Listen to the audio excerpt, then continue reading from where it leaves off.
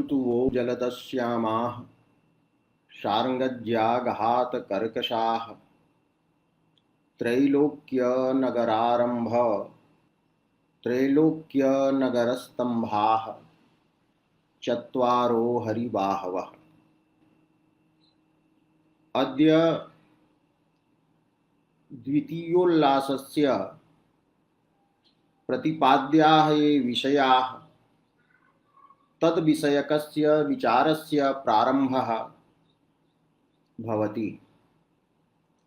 काव्यलक्षणे शब्दार्थौ इति विशेष्यत्वेन निवेशितं वर्तते। ययोः शब्दार्थयोः धर्मीरूपयोः दोषाभावादयः निवेशिताः सन्ति, तयोः शब्दार्थयोः किं स्वरूपं कति भेदाश्च इति जिज्ञासां शमयितुं द्वितीयोल्लासस्य प्रारम्भे वाग्देवतावतारः मम्मटः शब्दविभागम् अर्थविभागं च प्रदर्शयति। एवं संपूर्णे द्वितीयोल्लासे एवं च तृतीयोल्लासे इत्थम् उल्लासद्वये शब्दस्य अर्थस्य च स्वरूपं निरूपितं। ययोः शब्दार्थयोः युगलं पूर्वं काव्यम् अभिहितम्। अतः आरंभवाक्यं वर्तते क्रमेण शब्दार्थयोः स्वरूपम् आह। क्रमेण अत्र क्रमः वर्तते। कः क्रमः?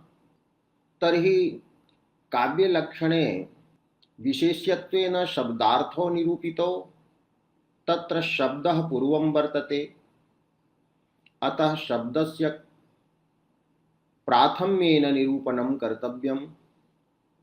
एवं तदनन्तरम् अर्थः वर्तते, अतः अर्थस्य निरूपणं कर्तव्यम्।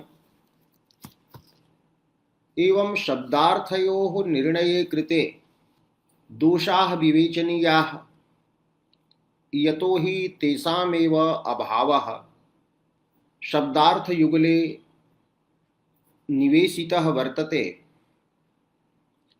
दोष स्वरूप ज्ञानं विना ते दोषाः परिहर्तुं न शक्यन्ते। अतः दोषाः निरूपणीयाः एवं गुणाः निरूपणीयाः। गुणाः रसे सन्ति, रसमात्रवृत्तयः सन्ति, अतः रसस्वरूपं निरूपणीयम्। ततः अलङ्काराः निरूपणीयाः इति क्रमः वर्तते। काव्यस्वरूप प्रतिपादके तददोषाविति वाक्ये येन क्रमेण विशेषणानां निवेशः, तो विशेषणानां विवेचनं पश्चात् कर्तव्यं, विशेष्यस्य निरूपणं तु पूर्वं कर्तव्यम् इति क्रमः वर्तते। अतः द्वितीयोल्लासे तृतीयोल्लासे च शब्दार्थस्वरूपं निरूपितं, किन्तु दोषाः हेयाः भवन्ति, गुणालङ्काराः उपादेयाः भवन्ति। तो दोषगुणालङ्काराणां हेयता उपादेयता वा तदैव ज्ञातुं शक्यते यदि गुणाश्रयस्य परिचयः भवति। अतः आश्रयस्य धर्मिणः परिचयार्थं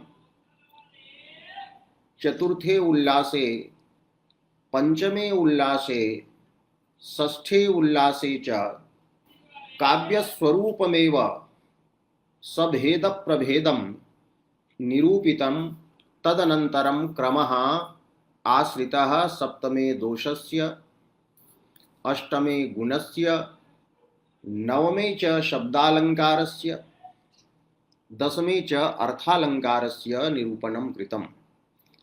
क्रमेण इति पदेन काव्यस्वरूप प्रतिपादक वाक्ये प्रयुक्तानां पदार्थानां निरूपणस्य क्रमः प्रतिपाद्यते बोध्यते। अतः क्रमेण शब्दार्थयोः स्वरूपं लक्षणम् आह। कः आह? तर्हि ग्रंथकृत। ग्रंथारंभे इत्यादि प्रारंभे यत् वाक्यं वर्तते ततः एव ग्रंथकृत इति सर्वत्र पदम् अनुवर्तते। तो ग्रंथकारः आह। पूर्वं शब्द विभागः। स्यात् वाचको लाक्षणिकः, शब्दोत्र व्यंजकः त्रिधा। शब्दः त्रिधा भवति, त्रिप्रकारकः भवति, वाचकः, लाक्षणिकः, व्यंजकश्च। अत्र त्रिधा इति कथनेन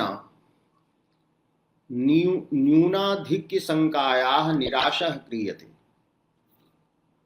कि शब्दः त्रिधा एव भवति, न न्यूनः भवति न च अधिकः भवति। एतेन शास्त्रान्तरे केवला अभिधा अर्थात् शक्तिः, लक्षणा इति शक्तिद्वयं स्वीकृतं, वृत्तिद्वयं स्वीकृतं। तत्र द्वौ एव शब्दौ भवतः वाचकः लक्षकश्च। अतः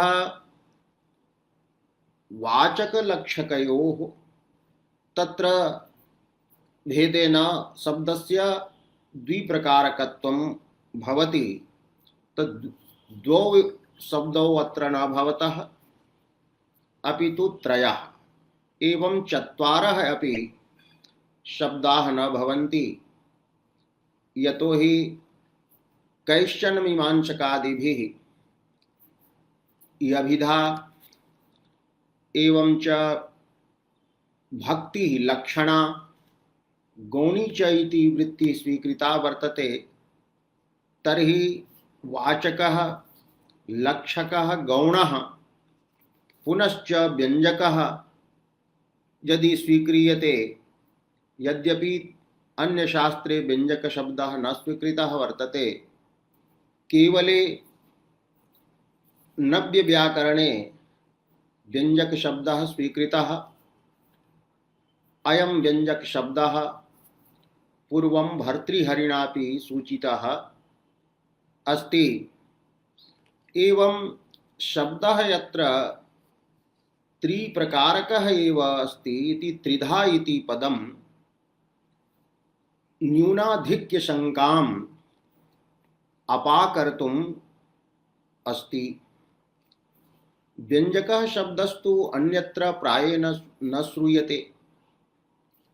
अतः कुत्र व्यंजकः शब्दः भवति एवं शब्दस्य त्रिप्रकारत्वं कुत्र भवति इति शङ्कायाम् इह कारिकायाम् अत्र इति पदं प्रयुक्तम्। अत्र इति पदेन काव्यं गृह्यते। अतएव वृत्तौ अत्रेति काव्ये इति विवरणं कृतम्। काव्ये एते त्रयः एव शब्दाः भवन्ति। अत्र वस्तुतः मुख्यरूपेण लक्षणीयः वर्तते व्यंजकः एव शब्दः, किन्तु व्यंजकत्वस्य अर्थात व्यंजकत्व नामक प्रकारस्य आधारः वाचकः शब्दः भवति, लाक्षणिकः अपि शब्दः भवति। अतः वाचकस्यापि लक्षणं व्यञ्जकस्य चापि लक्षणम् अत्र अभिप्रेतं वर्तते। अतएव व्यञ्जकत्वस्य व्यञ्जनायाः तत्रापि शाब्द्याः व्यञ्जनायाः वाचकमूलकत्वम् अर्थात् अभिधामूलकत्वम् एवं च लक्षणामूलकत्वं स्वीकृतं वर्तते। यतो हि व्यञ्जकौ शब्दार्थौ काव्यं न तु केवलौ वाचकौ अथवा लक्षकौ। यत्र चित्रकाव्यं भवति तत्रापि शब्दः अर्थश्च गुणानां व्यञ्जकः भवत्येव। तत्रापि कश्चन व्यङ्ग्यः अर्थः भवत्येव। स व्यङ्ग्यार्थः भवतु नाम अस्फुटः। एवं व्यञ्जकौ शब्दार्थौ काव्यं व्यञ्जकत्वस्य लक्षणं वाचकत्वस्य लाक्षणिकत्वस्य च लक्षणम् अकृत्वा न कर्तुं शक्यते। अतः व्यञ्जकत्वस्य मूलभूतत्वेन वाचकत्वमपि लक्षकत्वमपि ज्ञेयं भवति। काव्यप्रकाशे अलङ्कारशास्त्रे हि एतादृशे व्यञ्जकत्वम् एव मूलरूपेण प्रधानरूपेण लक्षणीयं भवति।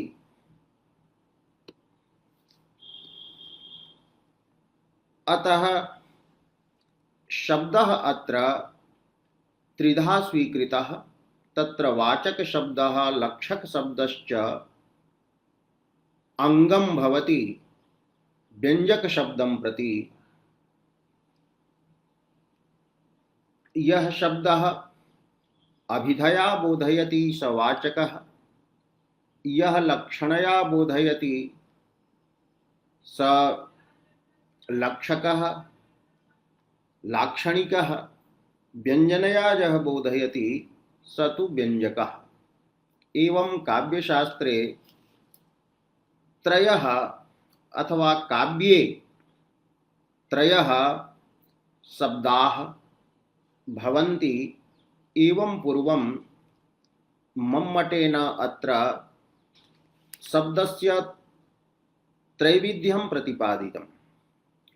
अत्र एवं ज्ञेयं यत् काव्ये यत्र व्यञ्जकत्वं भवति तत्र वाचकत्वस्य लाक्षणिकत्वस्य वा अभावः वक्तुं न शक्यते। यत्र व्यञ्जकत्वं भवति तत्र वाचकत्वं लाक्षणिकत्वं च भवत्येव। यतो हि शब्दार्थौ काव्यं वाचकत्वाश्रयमेव व्यञ्जकत्वं भवति। काव्ये लोके तु यत्र वाचकत्वं नास्ति तत्र चेष्टादौ अपि व्यञ्जकत्वं भवति, किन्तु वाचकत्वं व्यापकं वर्तते। एवं वाचकत्वाभाववति शब्दे काव्ये व्यञ्जकत्वं स्वीकर्तुं न शक्यते। एवमेव अग्रे वाच्यत्वं व्यापकं वर्तते। वाच्यत्वाभाववति अर्थे व्यञ्जकत्वं स्वीकर्तुं न शक्यते।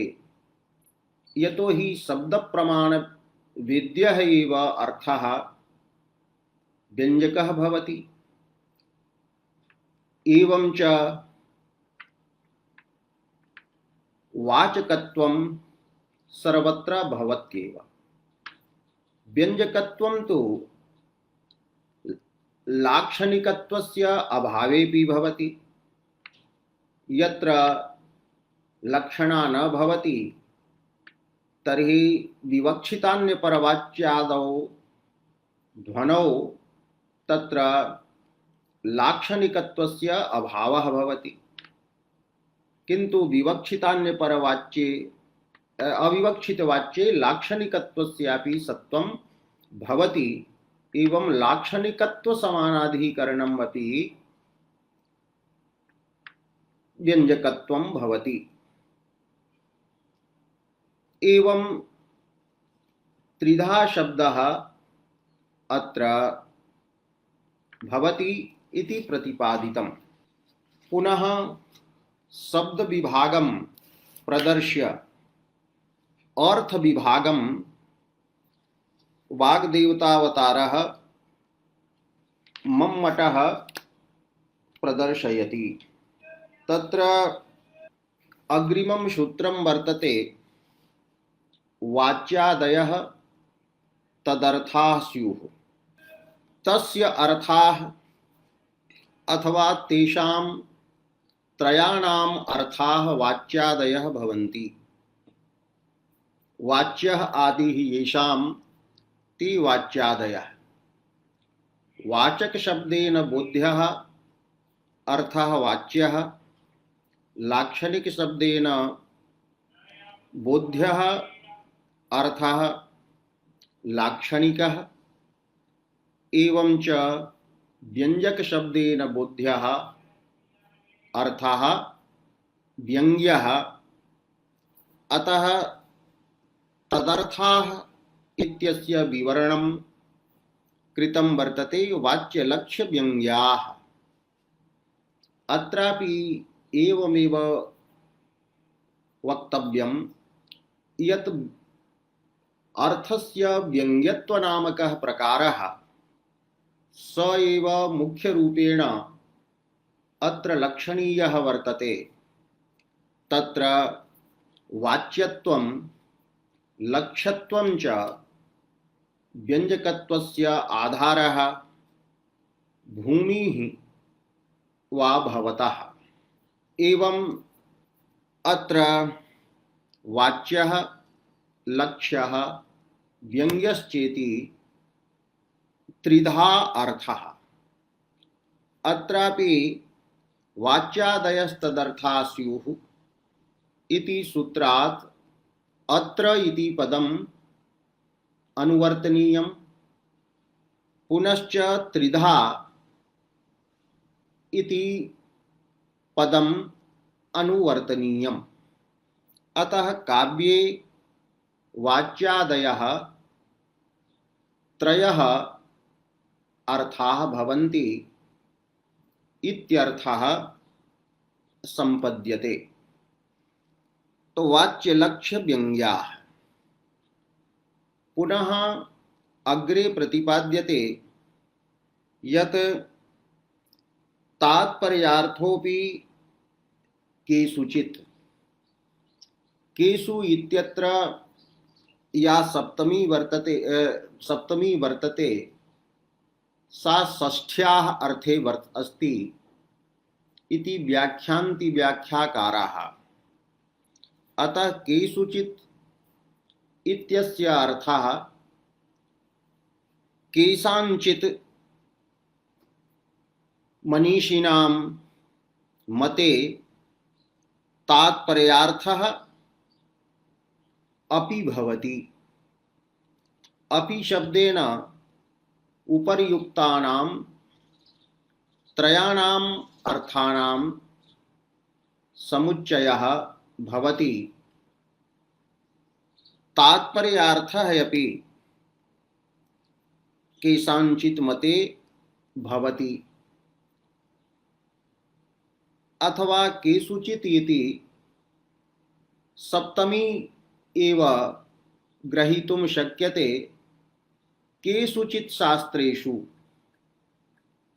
अभिहितान्वयवादिनां यानि शास्त्राणि सन्ति ग्रन्थाः सन्ति तेषु पूर्वं हि यथा अत्र इत्यनेन काव्ये उक्तं काव्ये त्रिधा अर्थाः त्रिधा शब्दाः तथा केषुचित् शास्त्रेषु तात्पर्यार्थः अपि भवति अपि शब्देन वाच्यादीनामपि संग्रहः अत्र अस्ति।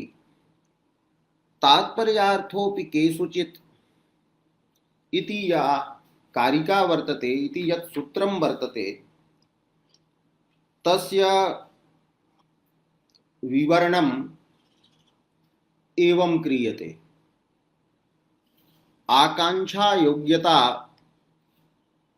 सन्निधिवशात् वक्ष्यमाणस्वरूपाणां पदार्थानां समन्वये तात्पर्यार्थः विशेषवपुः अपदार्थोऽपि वाक्यार्थः समुल्लसति इति अभिहितान्वयवादिनां मतम्। अत्र क्रियापदं वर्तते समुल्लसति।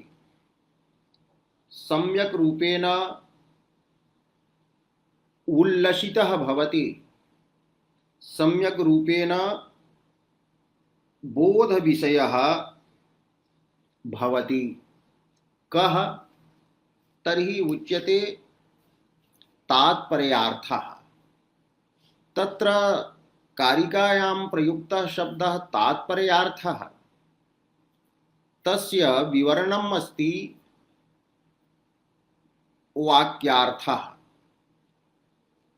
तात्पर्यार्थः एव वाक्यार्थः उच्यते, वाक्यबोध्यः अर्थः उच्यते। एवं तात्पर्यार्थ शब्दस्य विवरणं वाक्यार्थपदेन। स वाक्यार्थः अथवा तात्पर्यार्थः कीदृशः भवति तर्हि उच्यते स विशेषवपुः। विशेषः वर्तते वपुः शरीरं यस्य स विशेषवपुः विशेषरूपः स भवति। पदार्थः सामान्यरूपः भवति, किन्तु वाक्यार्थः विशेषरूपः। यथा गो इति पदस्य गोत्वसामान्यं गोसामान्यम् अर्थः वर्तते, किन्तु गामानय इति उच्यते यदा तदा तत्र आनयनक्रियया अन्विता गो व्यक्तिः विशेषरूपा भवति। विशेषवपुः इति कथनेन वाक्यार्थे पदार्थत्वस्य निवारणं कृतम्। पदार्थः सामान्यरूपः भवति, एवं च वाक्यार्थः विशेषरूपः भवति इति विशेषवपुः इति तात्पर्यार्थः इत्यस्य वाक्यार्थ इत्यस्य विशेषणं दत्तम्। पुनः स कीदृशः भवति त अपदार्थः। अत्र वृत्तौ अपि शब्दः अपदार्थः इति शब्दात् अनन्तरं प्रयुक्तः, किन्तु क्रमः यत्र भिन्नः वर्तते। अत्र अपि शब्दः तात्पर्यार्थः इत्यनन्तरम् अथवा वाक्यार्थः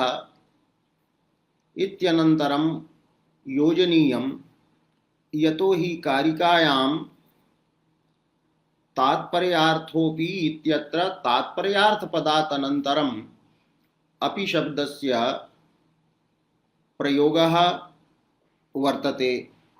अतः तात्पर्यार्थः अपि वाक्यार्थः समुल्लषति। अत्र अपदार्थः स वाक्यार्थः पदस्य अर्थः न भवति। पदार्थः हि सामान्यरूपः भवति।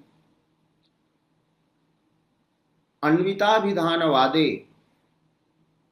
वाक्यार्थः अपि पदशक्त्या एव बोध्यते, पदवृत्त्या एव बोध्यते। पदे हि स्मारिका अनुभाविका च शक्तिः भवति। अतः पदशक्तिबोध्यः पदवृत्तिबोध्यः एव वाक्यार्थः भवति। यतो हि अन्वितः एव अर्थः तेषां मते वाच्यः वर्तते। अतः स पदार्थः अस्ति। अतः अपदार्थ इति कथनेन अन्विताभिधानवादस्य निषेधः अत्र क्रियते। अतएव लिखितं वर्तते गुरुमतव्यवच्छेदार्थम् अत्र अपदार्थपदस्य प्रयोगः वर्तते। अपदार्थ इति पदेन सूचितं यत् वाक्यनिष्ठा या वृत्तिः भवति सा तात्पर्यरूपा वृत्तिः अस्ति। सा पदवृत्तिः इव स्मारिका न भवति। पदवृत्तिः स्मारिका अपि भवति, किन्तु एषा तात्पर्यवृत्तिः अनुभाविका भवति, अनुभवं जनयति। अतएव विवरणटीकायां प्रतिपादितम् अस्ति अपदार्थत्वाभिधानेन तात्पर्यरूपा वृत्तिः पदवृत्तिरिव स्मारिका न भवति, किन्तु साक्षात् अनुभाविका एव इति अत्र ध्वनितं वर्तते। इत्थं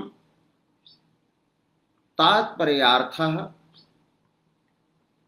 पदवृत्तिविषयः नास्ति, वाक्यवृत्तिविषयः वर्तते। किंच अयं विशेषरूपः भवति, पदार्थः सामान्यरूपः भवति, और अयमेव तात्पर्यार्थः वाक्यार्थ इति उच्यते। एष वाक्यार्थः कथं समुल्लषति? वाक्यार्थस्य समुल्लासे बोधे तत्र सहकारिणी कानि सन्ति इति जिज्ञासायां सहकारिणी उच्यन्ते। कदा तात्पर्यार्थः समुल्लषति? तर्हि उच्यते समन्वये सति। यदा अन्वयः भवति, संबंधः भवति, संबंधः भवति। समन्वये सति केषां? तर्हि पदार्थानां समन्वये सति। ते पदार्थाः के सन्ति? तर्हि वाच्यलक्ष्य व्यङ्ग्यरूपाः ये पदार्थाः।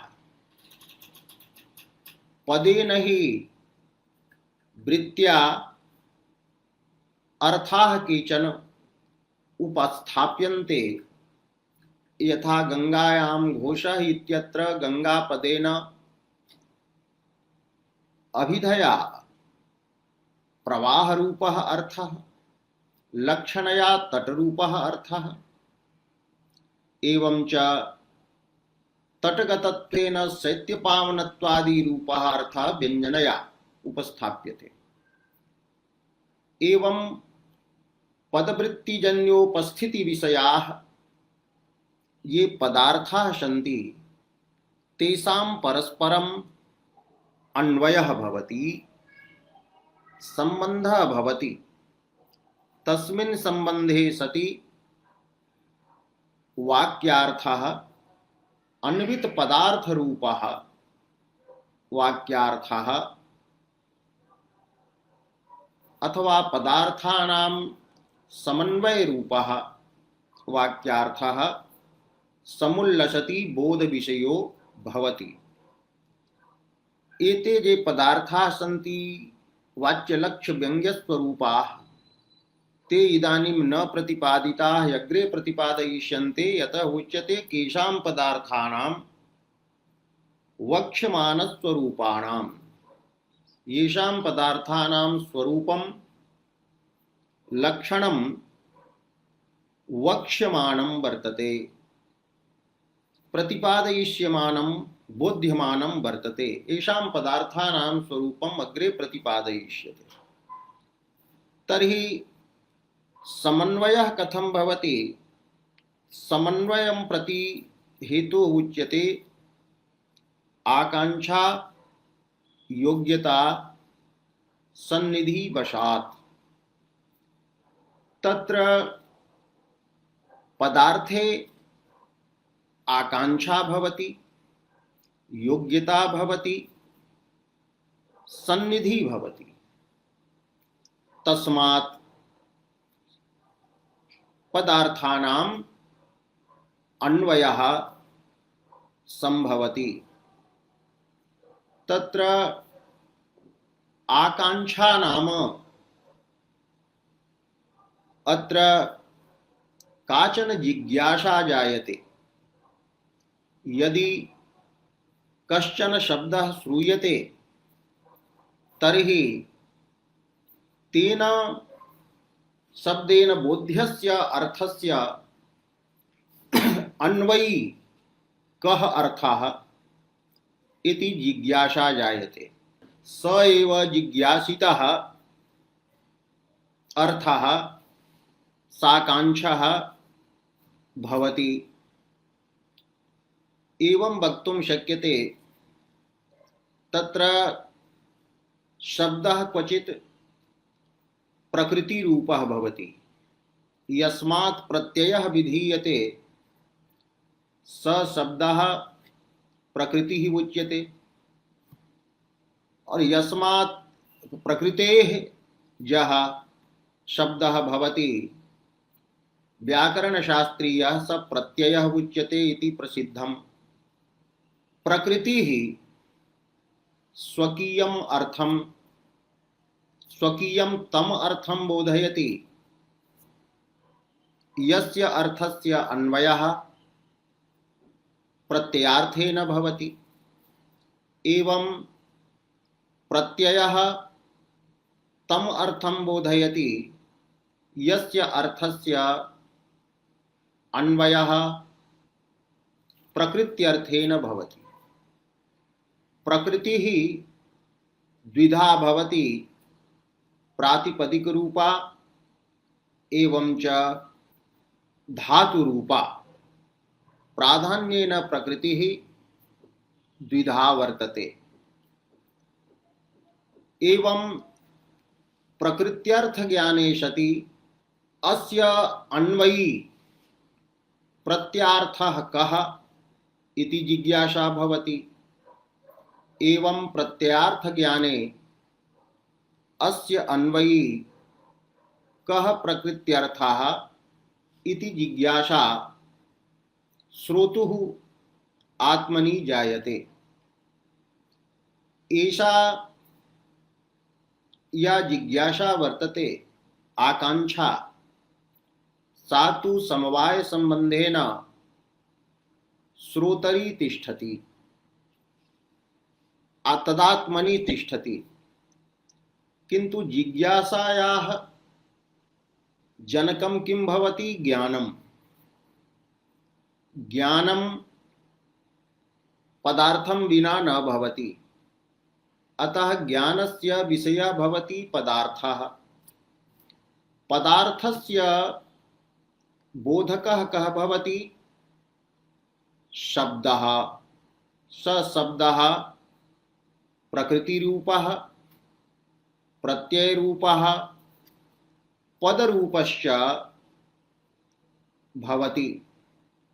एवं स्वजनकम् आकांक्षाजनकं यज्ज्ञानं तस्य ज्ञानस्य विषयः यः भवति अर्थः, तस्य बोधकं प्रतिपादकं वा पदम् अथवा प्रतिपादकः शब्दः भवति प्रकृति प्रत्ययादि रूपः। अतः स्वजनक ज्ञान विषयार्थ प्रतिपादकत्वेन आकांक्षा अर्थे आरोपिता भवति। जिज्ञासा ही शब्दबोध्यार्थ ज्ञानेन जन्यते। आकांक्षायाः श्रोत्रिगतायाः आकांक्षायाः अर्थे आरोपे कारणं वर्तते व्यवहारः। अयम् अर्थः साकांक्षः इति व्यवहारः अत्र भवति। योग्यता अर्थगतः साक्षात् धर्मः वर्तते। योग्यता नाम पदार्थस्य संबंधे बाधस्य अभावः। पदार्थानां परस्पर संबंधे बाधाभावः योग्यता। यथा वह्निना सिंचति इत्यत्र वह्नि पदार्थः उपस्थितः भवति, किंतु वह्नि पदार्थे सेककरणस्य योग्यता नास्ति। सा सेककरण योग्यता नास्ति, तत्र हि बाधः वर्तते। प्रत्यक्षादि प्रमाणेन वह्नौ सेककरण योग्यतायाः अभावः एव सिद्धः अस्ति। अतः पदार्थेषु योग्यता भवेत्। पदार्थान्तरेण संबंधे तत्र कश्चन बाधः न स्यात्। सेककरण योग्यत्वं यत्र प्रामाणिकं भवति तत्रैव तस्यैव पदार्थस्य योग्येन पदार्थेन अन्वयः भवति, यथा जले।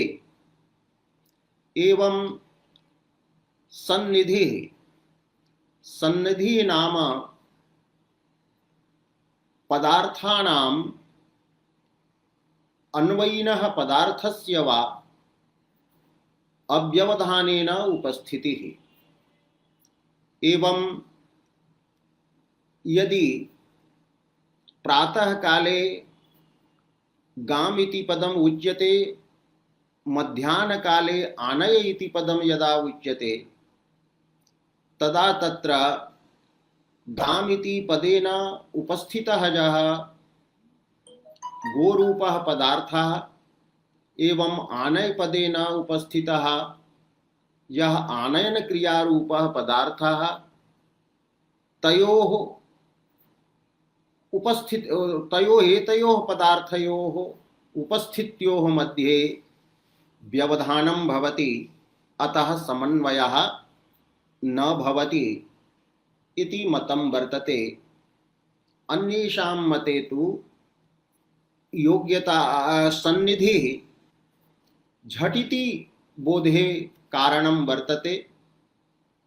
बोधे शीघ्रता भवति सन्निधिना अव्यवधानेन उपस्थित्या, किंतु विलंबेन बोधः भवति यदि सन्निधि न भवति, यथा गिरिर्भुक्तम् अग्निमान् देवदत्तेन। अत्र गिरिः इति पदेन पर्वतस्य उपस्थितिः, भुक्तम् इत्यनेन भोगस्य उपस्थितिः, अग्निमान् इत्यनेन अग्निमतः उपस्थितिः, देवदत्तपदेन व्यक्तिविशेषस्य उपस्थितिः। अत्र गिरिपदार्थस्य अन्वयः अग्निमान् इति पदार्थेन विवक्षितः, किन्तु मध्ये मध्ये भोगपदार्थोपस्थित्या व्यवधानं जातम्। अतः अत्र समन्वयः शाब्दबोधः न भवति इति मतं वर्तते, किन्तु विलम्बे न भवति यदा योज्यते यत् देवदत्तेन भुक्तं गिरिः अग्निमान् इति। अस्तु, एवं आकांक्षा योग्यता सन्निधि वशात् पदार्थानां समन्वयः भवति, तदा अपदार्थः विशेषरूपः स वाक्यार्थः समुल्लसति। एष वाक्यार्थः यः वर्तते स वाक्यनिष्ठ पदवृत्तेः तात्पर्याख्य वृत्तेः विषयः भवति इति वदन्ति। अन्यथा वृत्य विषयत्वात् वाक्यार्थस्य शाब्दबोध विषयत्वं न भवेत्। अतः साहित्य दर्पणे उक्तं तात्पर्याख्यां वृत्तिमाहुः पदार्थान्वय बोधने तात्पर्यं च तदर्थं च बोधकं परे इति उक्तम् अस्ति। एवं उदाहरणरूपेण द्रष्टुं शक्यते। घटम् इति पदं वर्तते। अत्र पदद्वयं भवति। शक्तं पदम् इति यदि लक्षणं क्रियते, शक्तिमत् यद् भवति पदं यस्य कश्चन अर्थः भवति, तो घट इति प्रातिपदिकस्यापि अर्थः वर्तते। एवं च अम विभक्तेः अपि कर्मत्वरूपः कर्मरूपः वा अर्थः मतान्तरेण स्वीकृतः वर्तते। तर्हि घटपदेन उपस्थितः कम्बुग्रीवादि मत्पदार्थः घटः उपस्थितः भवति। अं पदेन कर्मत्वम् उपस्थितं भवति। एवं घटपदनिष्ठया यभिधया घटपदार्थः उपस्थितः सामान्यरूपः, एवं अं पदार्थेन कर्मत्वरूपः अपि अर्थः सामान्यरूपेण उपस्थितः। यतो हि किं निष्ठं कर्मत्वम् इति अं पदेन अभिधया न बोध्यते, कर्मत्वमात्रम् अर्थः तत्र वर्तते। इत्थम् अत्र उपस्थितस्य घटपदार्थस्य कर्मत्वरूपस्य अं प्रत्ययार्थस्य च अन्वयः भवति। यतो हि प्रकृत्यर्थः वर्तते घटपदार्थः, अतः स प्रत्ययार्थम् आकांक्षति। तत्र घटे कर्मत्वस्य प्रत्यक्षादि प्रमाणेन बाधः अपि नास्ति, अतः योग्यता अपि तत्र वर्तते। एवं अव्यवधानेन उपस्थितिः अपि यत्र वर्तते, अतः सन्निधिः अपि वर्तते। अतः अव्यवधानेन उपस्थितयोः घटकर्मत्वरूपयोः अर्थयोः अत्र अन्वयः भवति। तर्हि वाक्यार्थः भवति घटनिष्ठं कर्मत्वं, घटनिष्ठं कर्मत्वम् इति वाक्यार्थः संपद्यते। घटनिष्ठ कर्मत्व रूपः वाक्यार्थः यः वर्तते स वाक्यार्थः न घटपदेन बोध्यः अस्ति नापि अम्पदेन बोध्यः अस्ति, अतः पदवृत्तेः विषयः स नास्ति।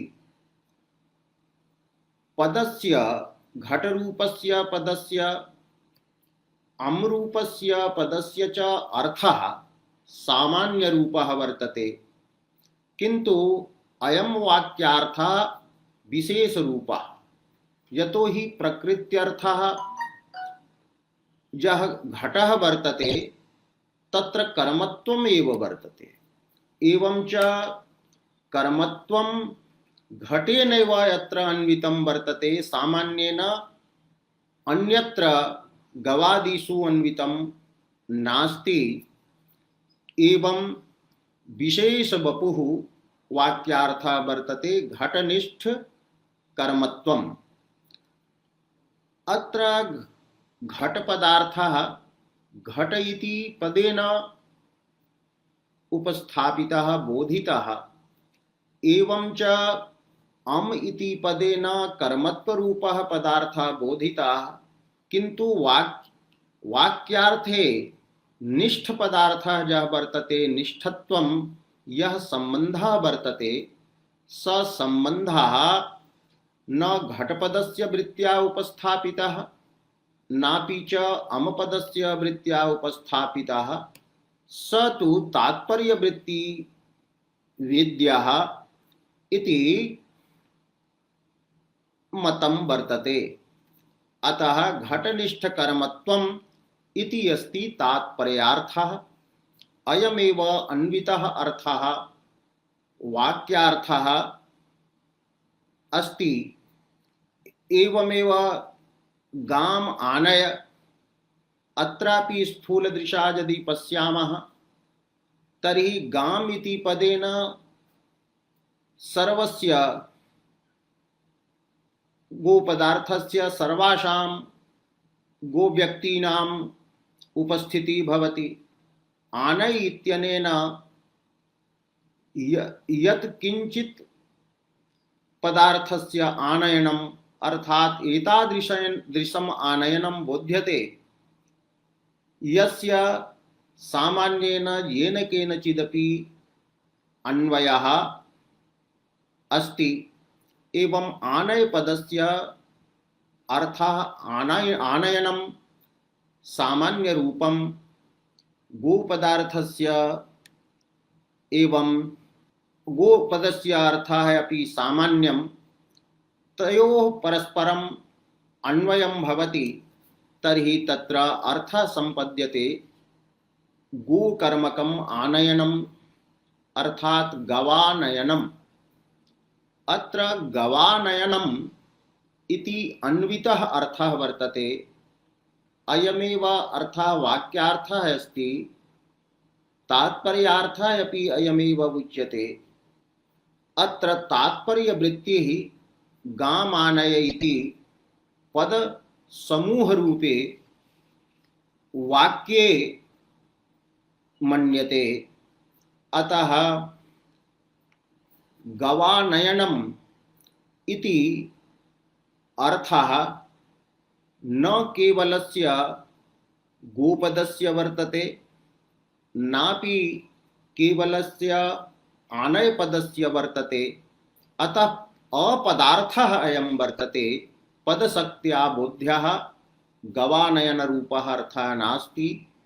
पदशक्त्या बोध्यः अर्थात् उपस्थाप्यः घटनिष्ठ कर्मत्व रूपः नास्ति। एवं पूर्वं पदस्य वृत्त्या पदार्थाः उपस्थाप्यन्ते।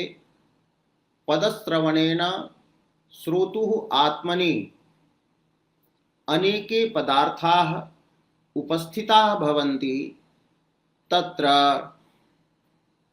साकांक्षानां योग्यानाम् अव्यवधानेन उपस्थितानां च पदार्थानां परस्परं समन्वयः भवति। तदः तदा वाक्यार्थस्य बोधः भवति घटनिष्ठं कर्मत्वं गवानयनम अथवा गोकर्मकम आनयनम इत्यादि रूपेण बोधः संपद्यते। एतत् मतम् अभिहितान्वयवादिनां वर्तते। अभिहितानाम् अभिहित पदेन अत्र पदशक्त्या उपस्थापितानां पदवृत्त्या उपस्थापितानां पदार्थानाम् अन्वयं वदितुं स्वीकर्तुं शीलं येषां वर्तते ते सन्ति अभिहितान्वयवादिनः। टीकाकाराः वदन्ति यत् एते अभिहितान्वयवादिनः सन्ति भट्टमतानुयायिनः प्राभाकराः भट्टमतानुसारिणः अर्थात कुमारिल भट्टमतानुसारिणः सन्ति। अन्ये वदन्ति यत् प्राचीनन् न्यायशास्त्रकाराः ये सन्ति तेषाम् एतत् मतं वर्तते। येषां केषामपि मतं भवतु किन्तु साहित्यशास्त्रे एतत् ज्ञेयं यतो हि व्यञ्जकत्व ज्ञाने येषाम् उपयोगः वर्तते। अन्ये टीकाकाराः वदन्ति तात्पर्यवृत्तिः का अस्ति, वस्तुतः सा लक्षणा वर्तते। सा लक्षणा पदवृत्तिलक्षणातः भिन्ना अस्ति। वाक्यनिष्ठा एषा लक्षणा वर्तते। अतएव वाक्यार्थः लक्ष्यः उच्यते। येषां मते अर्थः त्रिविधः एव स्थितः यतो हि वाक्यार्थोऽपि लक्ष्यमध्ये प्रविष्टः। एवम् अत्र अनेके विचाराः प्रवर्तन्ते। अधिकम् अत्र न प्रतिपादनीयं, किन्तु तात्पर्यार्थोऽपि केषुचित् इति यदुक्तं तस्य अभिप्रायः मम्मटेन एवं प्रकटीकृतः। पुनः येषां प्राभाकराणां मते वाक्यार्थः वाच्यः एव भवति, पदशक्त्या एव बोध्यः भवति, ते अन्विताभिधानवादिनः उच्यन्ते। अन्वितम् एव पदार्थं पदेन अभिधीयते इति मतं वर्तते।